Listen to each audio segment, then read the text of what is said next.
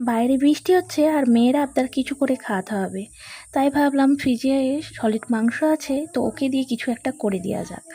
তো দেখলাম আর কিছু করব না, তো চাউমিনটা ভালো লাগে না আমার করতে খুব একটা, কিনে খেতে ভালো লাগে। তো আজকে ভাবলাম ওকে চিকেন রোল বানিয়ে দিই। তাই এখানে ময়দা মাখিয়ে নিচ্ছি। ময়দাটাকে এই যে মাখিয়ে তেল মাখিয়ে রেখে দিয়েছি, লেচি কাটা হয়ে গেছে, এই যে দেখো। আর এই যে পুরের জন্য আমার সব কিছু রেডি। তো এটা কিন্তু খুব হেলদি জিনিস, তোমরাও করে খেয়ে দেখো, খুব ভালো লাগবে, খুব মানে হেলদি বা টেস্টিও। তো এখানে আমি এই যে পুর তো করে নিয়েছি আর এখানে মাখিয়েও নিয়েছিলাম।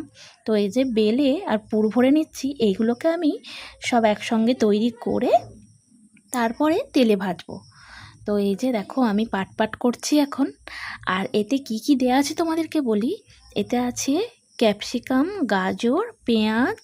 তোমরা চাইলে আরও কিছু সবজি এতে দিতে পারো, যেমন বিম কড়াই আছে, তো আরও কিছু তোমাদের যেগুলো মনে হবে সেগুলো দিতে পারো।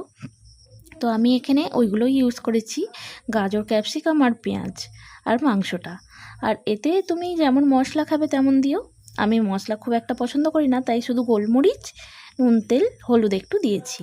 তো এই যে করে নিচ্ছি এখন সবগুলো, করে নিয়ে একেবারে তৈরি করে তারপরে ভাজতে শুরু করব, কারণ বেলতে বেলতে ভাজতে পারি না, একদমই অসুবিধা হয়। তাই মুখগুলো একটু মুড়ে নিচ্ছি, কারণ ওতে তেল ঢুকে যায় বেশি। এই যে আমার সব কটা রেডি হয়ে গেছে, দেখো কি সুন্দর দেখতে লাগছে। আর এখানে আমার কড়াও রেডি, তাই এই যে ভাজতে দিয়ে দিলাম। একটা একটা বেরিয়েও পড়েছে দেখো পুর ভেতর থেকে, দেখে মনে হচ্ছে যে সেই সিম পিঠের মতো লাগছে। ওই যেগুলো পাটিসাপটা বলে, পাটিসাপটাগুলো তো কড়াতেই করে, কিন্তু সিম পিঠেটা একদম হাতে তৈরি করে নিয়েই কিন্তু তেলে ভাজে, সেরকমই লাগছে। আর খেতে কিন্তু দুর্দান্ত হয়, তোমরা কিন্তু একদিন করে দেখো। আমার এই যে হয়ে গেছে, চলো তোমাদেরকে এবার দিই। এই যে দেখো হয়ে গেছে সস, আর এই যে ভাজা নিয়ে বসে পড়েছি। কেমন লাগলো একটু বলো, টাটা।